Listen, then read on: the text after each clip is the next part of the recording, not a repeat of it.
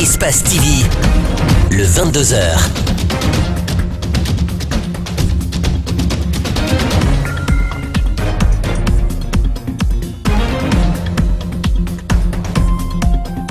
Mesdames et messieurs, bonsoir et c'est un plaisir de vous retrouver au compte de cette grande édition d'information.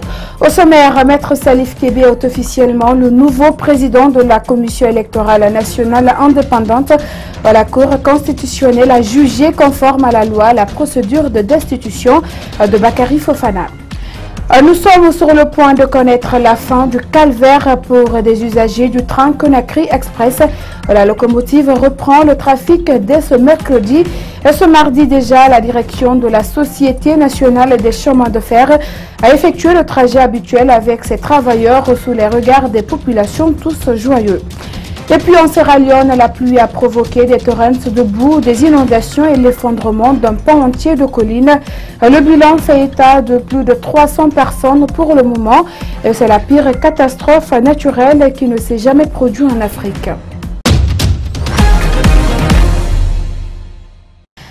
Bienvenue à tous et merci de vous informer sur Espace TV. C'est officiel, le nouveau président de la Commission électorale nationale indépendante a pour nom Maître Salif Kébé. C'est un arrêté de la Cour constitutionnelle qui vient ainsi trancher le différend entre le président déchu Bakary Fofana et le président élu Salif Kébé. Après l'annonce de cette décision, l'ancien fort de la CENI a animé un point de presse pour se soumettre à ce verdict. Bakary Fofana est au micro d'Antoine Kourouma et de Lamine Silla.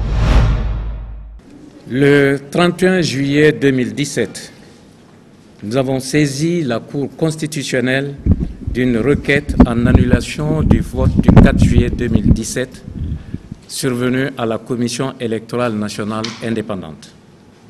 Ce jour, la Cour a jugé conforme la procédure utilisée.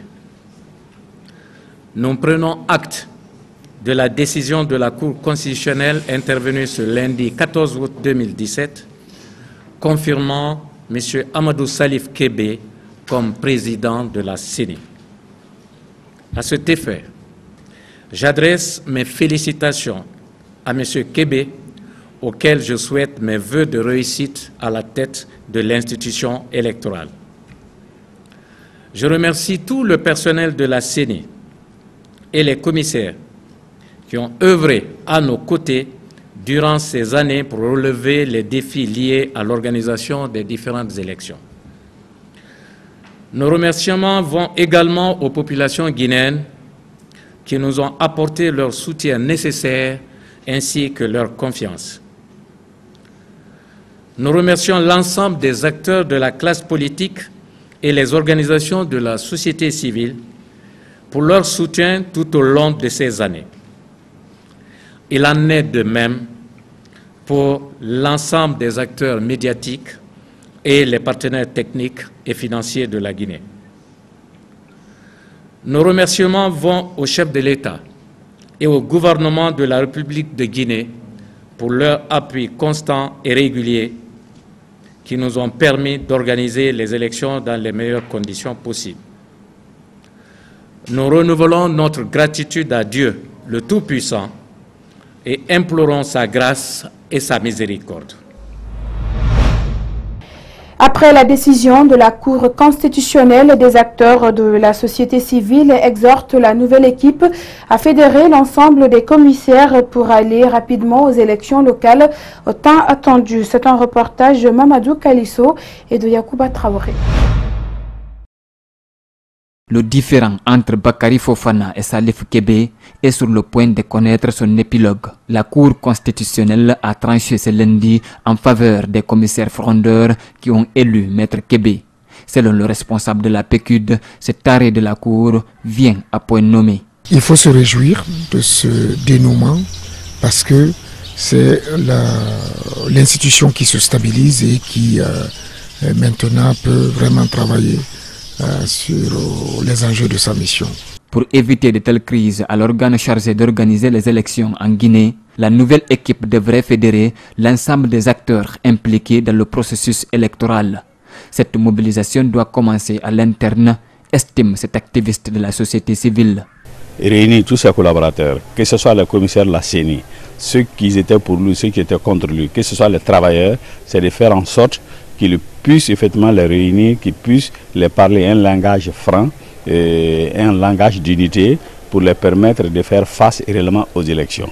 Parce que lui seul, c'est pas facile, il a besoin de l'apport de tout le monde. Bakary Fofana a été destitué par ses pairs pour mauvaise gestion. Pour le président de la PQD, l'équipe de Salif Kébé devrait faire un audit sur la gestion de l'ancien président.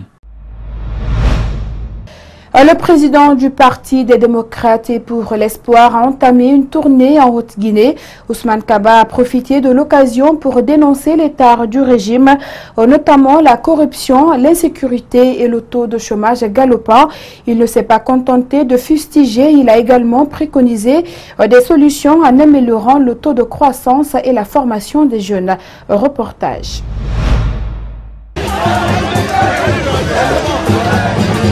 Après avoir divorcé avec le président Alpha Condé, il crée son propre parti politique, le PADES, Parti des démocrates pour l'espoir. Depuis quelques jours, Dr Ousmane Kaba est en tournée en Haute-Guinée, considéré auparavant comme bastion du parti au pouvoir. Selon lui, la mauvaise gouvernance du pouvoir actuel est la cause des souffrances du peuple de Guinée. Le PADES a été créé pour amener la prospérité en Guinée. Ce n'est pas un parti de politiciens, c'est un parti d'économistes. Parce que nous voulons apporter une réponse à tous les grands problèmes économiques de la Guinée. La Guinée a besoin de croissance. La Guinée a besoin d'emplois pour ces milliers de jeunes, ces millions de jeunes que nous formons chaque année. La Guinée a besoin de la prospérité. C'est un pays de paradoxe où nous avons toutes les richesses naturelles, mais c'est un pays qui s'enfonce dans la misère à cause de la malgouvernance. Considéré comme l'un des plus grands économistes du pays, Dr Ousmane Kaba, avec cette tournée à l'intérieur du pays, annonce déjà les couleurs de sa candidature à la présidentielle de 2020.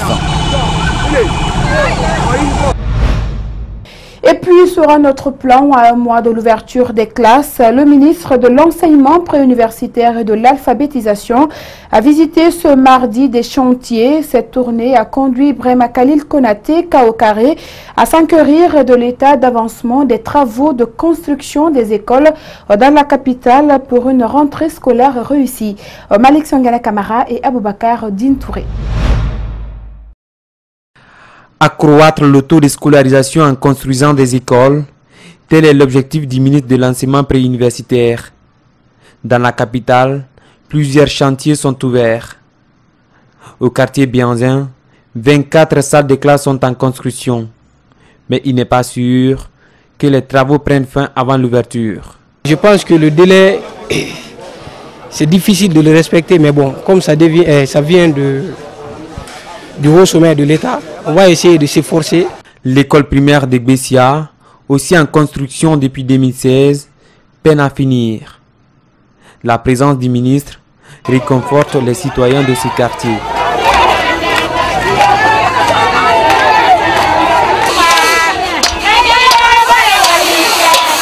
La pression du ministre sur les ingénieurs d'accélérer les travaux est sans équivoque. Par ailleurs, ces derniers insistent que techniquement, le délai d'un mois donné par Kaokare est intenable. On sait que maintenant il y a la pression, on veut qu'on finisse d'ici l'ouverture, mais c'est quelque chose qui est impossible. Visiblement, la tournée ne donne pas de sourire au ministre, car la quasi-totalité des chantiers traîne encore. Je suis au regret de constater que les chantiers qu'on croyait disponibles pour la rentrée sont à 80 ou 85% d'exécution du travail. Pendant ce temps, les travaux de construction du collège de Dapompa sont presque finis. L'établissement s'apprête à recevoir des élèves qui seront encadrés par 12 enseignants capables de dispenser 2 matières chacun.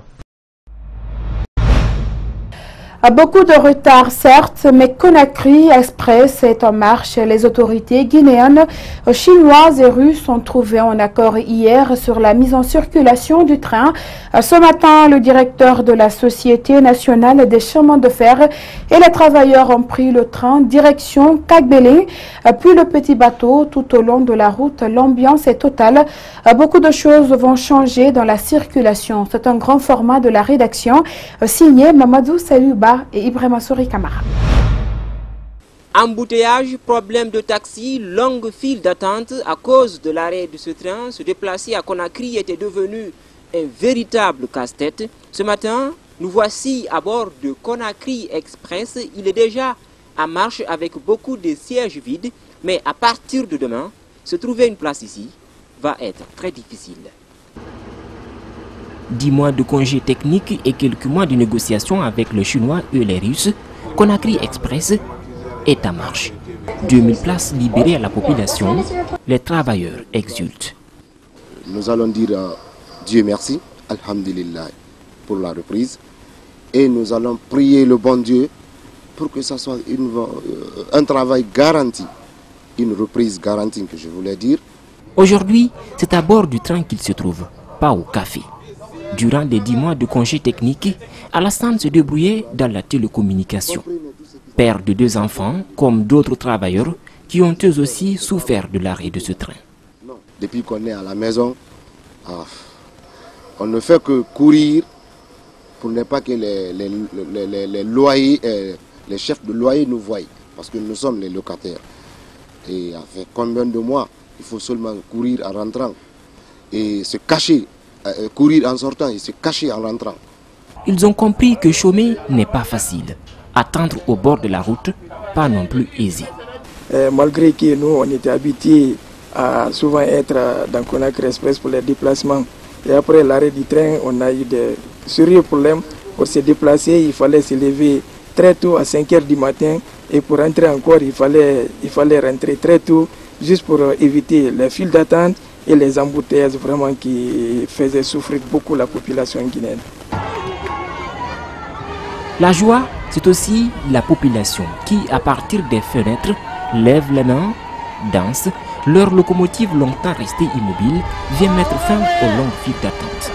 La joie est totale tout au long des rails.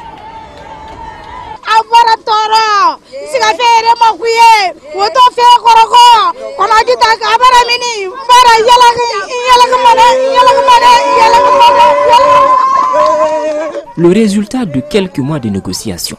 Le directeur général de la Société nationale des chemins de fer de Guinée, confortablement assis, nous laisse entendre quelques mots.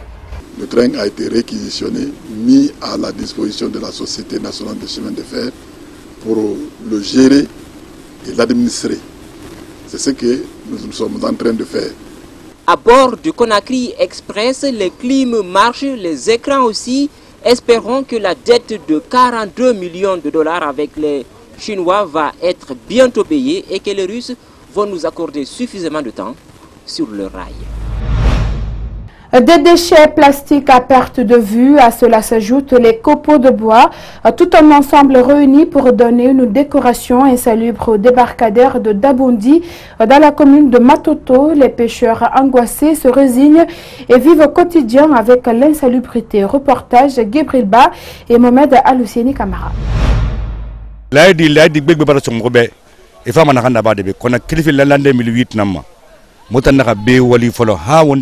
promesses, rien que des promesses. Depuis 2008, les autorités n'ont pas décidé de nous aider. On espère, mais pour régler tout problème ici, il faut un accès pour ce débarcadère.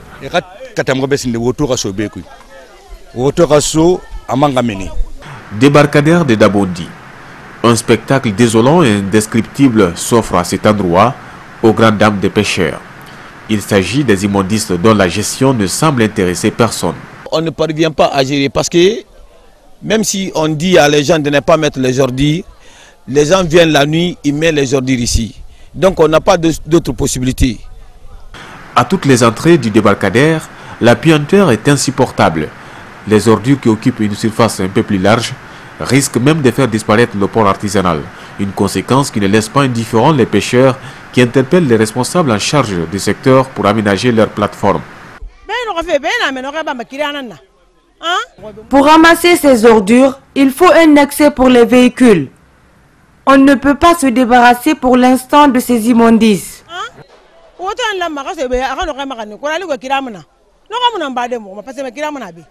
Encore non loin de là, on aperçoit une dune de copeaux, des matières qui rendent la vie pénible aux pêcheurs, une cohabitation d'une longue date.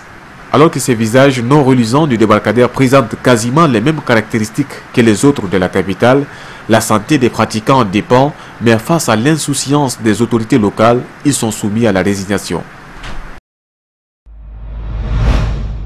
En prélude à la 3e édition du Festival des Arts Mandingues, une conférence a été organisée ce lundi par le comité d'organisation du Festam. Cette année, la Guinée est choisie comme pays d'honneur. Dr Maurice Sanda Kouyaté, parrain de l'événement, a expliqué la portée du festival.